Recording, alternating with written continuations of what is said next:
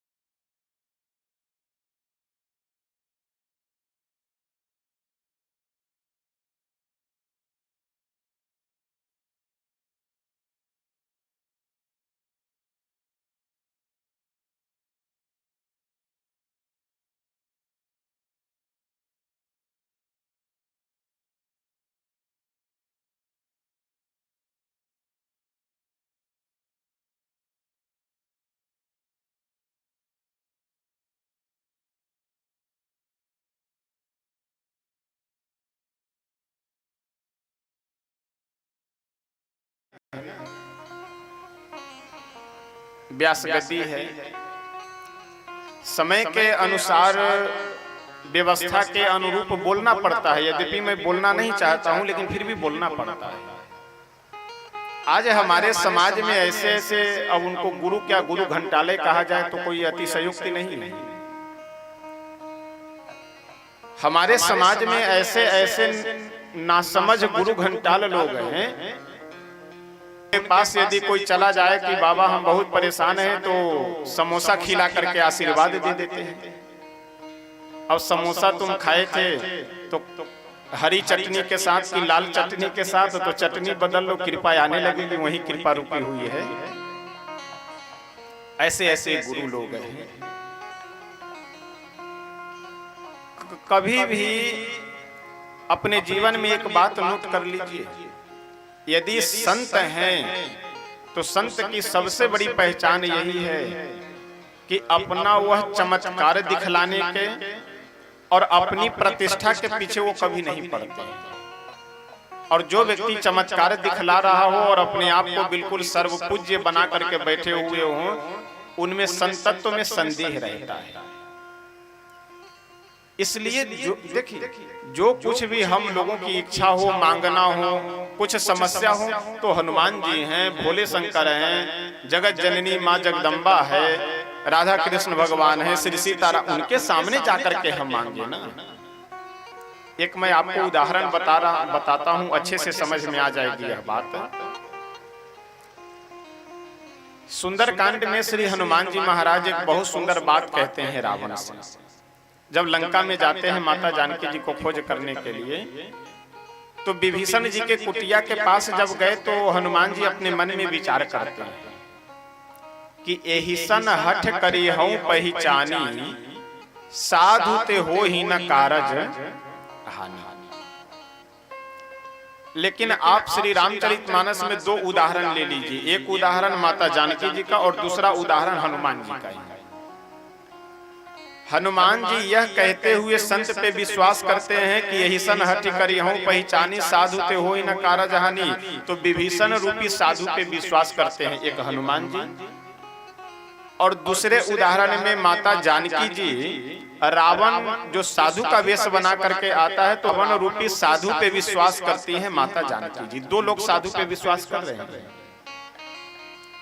लेकिन आप जब विचार से यहाँ देखेंगे विचार पूर्वक, तो हनुमान जी का काम बन जा रहा है, उनका कार्य सिद्ध हो जा रहा है, और जानकी जी का कार्य बिगड़ जा रहा है। यानी हनुमान जी जब विभीषण जी पे विश्वास किए तो जो समस्या थी, समस्या का समाधान मिल गया। माता जानकी जी तक जाना चाह रहे थे, जाने का रास्ता उन्हें मिल गया। तो हनुमान जी के कार्य की हानि नहीं हुई, लेकिन माता जानकी जी साधु पे विश्वास की, उनके कार्य की हानि हो गई। कारण क्या है? तो जब गंभीरता से आप विचार करेंगे तो आपको बात समझ में आएगी कि श्री हनुमान जी महाराज विभीषण रूपी साधु पे विश्वास करते हैं किस लिए? माता जानकी जी को खोज करने के लिए। और माता जानकी जी क्या है? वो भक्ति स्वरूपा है, भगवान की भक्ति है। यानी हनुमान जी साधु पे विश्वास किए सांसारिक वस्तुओं के लिए नहीं, सांसारिक लोभ लालच के लिए नहीं, अपितु भगवान की भक्ति प्राप्त करने के लिए, भगवान की कृपा प्राप्त करने के लिए संत पे विश्वास करते हैं। और माता जानकी जी जब लक्ष्मण जी एक रेखा खींच करके गए हुए हैं, मर्यादा की रेखा, और उस रेखा के अंदर से ही जब जानकी मैया भिक्षा दे रही थी रावण को, तो रावण लिया नहीं, क्या कह रहा है कि तुम मर्यादा से बाहर निकल करके, यानी रेखा से बाहर निकल करके भिक्षा दो, तभी हम भिक्षा लेंगे। जब निकलने से मना कर दी तो रावण क्या कहता है कि मैं शाप दे दूंगा, तुम्हारा पूरा वंश समाप्त हो जाएगा, तुम्हारे पति जलकर भस्म हो जाएंगे, तुम्हारा पूरा परिवार नष्ट भ्रष्ट हो जाएगा। यानी माता जानकी जी अपने परिवार को बचाने के लिए, अपने पति को बचाने के लिए धर्म का परित्याग करेगा। गंभीरता से विचार कीजिएगा, वो जो रेखा है, वो रेखा क्या है? वो धर्म की रेखा है, मर्यादा की रेखा है। यानी चाहे भले ही धर्म चला जाए, मर्यादा चली जाए, चाहे जो चला जाए, लेकिन हमारा परिवार सकुशल रहे, यह जो लोभ लालच मन में आ गया ना, इसी के कारण माता जानकी जी के कार्य की हानि हो जाती है। यानी यदि हम संत के ऊपर कहीं पर भी लोभ लालच से विश्वास करते हैं, तो आप ये समझ लीजिए कि एक न एक दिन आप ठगे जाएंगे। और यदि संत के ऊपर आप इसलिए विश्वास करते हैं कि इनके सानिध्य में जाने से हमारे मन को शांति मिलती है, बढ़िया कथा वगैरह सुनने को मिल जाती है, भगवान के भक्ति प्राप्त करने की हमें मार्ग मिलता है इनसे, तब तो आप समझ लीजिए कि ठगे नहीं जाएंगे। और बाकी केवल नौकरी मिल जाए, बेटा नहीं है बेटा हो जाए, बीमार हैं बीमारी सही हो जाए, ये सब यदि फालतू बातें अगर आप मांगने के लिए जा रहे हैं तो समझ लीजिए कहीं ना कहीं आप ठगे अवश्य जाएंगे। सताम प्रसंगान मम वीर्य संविदो, कपिल भगवान कहते हैं कि मनुष्यों को चाहिए कि वह संतों का संग करे, लेकिन संतों के संग के साथ साथ वह मेरी कथा सुने। और देखिए, जिनके विषय में हम नहीं जानते हैं उनके प्रति हमारा कभी प्रेम हो ही नहीं सकता है, और जिनसे प्रेम नहीं होगा विश्वास का कोई मतलब ही नहीं है। जाने बिनु न हो ही पड़ती थी, जब तक हम जानेंगे नहीं तब तक उस पे प्रेम विश्वास नहीं हो सकता है। तो भगवान पे हम लोगों का विश्वास और प्रेम कब होगा? जब उनके विषय में जानेंगे। और जानेंगे कैसे? जब उनके विषय में हम सुनेंगे। कपिल भगवान कहते हैं कि जब मेरी कथा को सामान्य मनुष्य सुनता है तो उसके हृदय में मेरे प्रति विश्वास जागृत होता है। जब विश्वास जागृत होता है तो प्रेम उत्पन्न होता है, फिर प्रेम के बाद श्रद्धा आती है मेरे प्रति, और जब श्रद्धा आती है तो मेरी भक्ति करता है, और जब मेरी भक्ति करता है तो उसे मैं प्राप्त हो जाता है। इस तरह से श्री कपिल भगवान माता देवहूति को बहुत सुंदर ज्ञानोपदेश करते हैं। इसके बाद सृष्टि का भी बहुत सुंदर विवेचन कर करके अपनी मां को सुनाए। इस प्रसंग के बाद भागवतकार बहुत सुंदर प्रसंग वर्णन करते हुए मनु जी की जो तीसरी बेटी है आकुति देवहूति प्रसूति, तो प्रसूति का विवाह दक्ष प्रजापति के साथ होता है, और दक्ष की पुत्री हैं श्री सती जी। अन्य भी कई पुत्रियां हैं, लेकिन सती जी का विवाह भगवान भोले शंकर के साथ में होता है। इसलिए सती जी का प्रसंग भागवतकार थोड़ा यहाँ वर्णन करना चाह रहे हैं।